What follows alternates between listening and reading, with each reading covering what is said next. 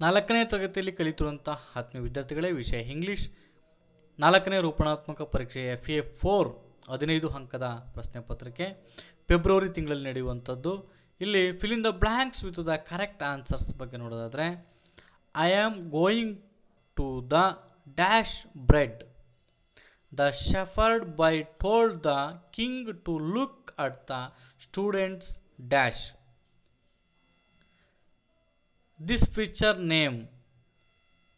Fill in the blanks missing letter. Struggle new words dash.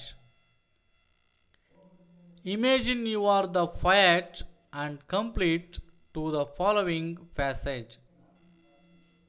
Picture or give us clues. I went dash to play into the sky. I would like to carry a dash. Brush ಇದೆ to colour the clouds dash and dash my desire is to find the dash at night when the dash and dash come out I would paint them to. ಇಲ್ಲಿರುವಂತಹ ಪದಗಳನ್ನು ನಾವು ತುಂಬಬೇಕು. Next complete the poetry together no to feet off. ಇದಕ್ಕೆ ಸಂಬಂಧಪಟ್ಟಂಥ key answers ನೋಡೋದಾದರೆ, ನಾವು bread ತರಲ್ಲಿ ಎಲ್ಲಿ ಹೋಗ್ತೀವಿ? ಬೇಕ್ರಿಗೆ ಹೋಗ್ತೀವಿ.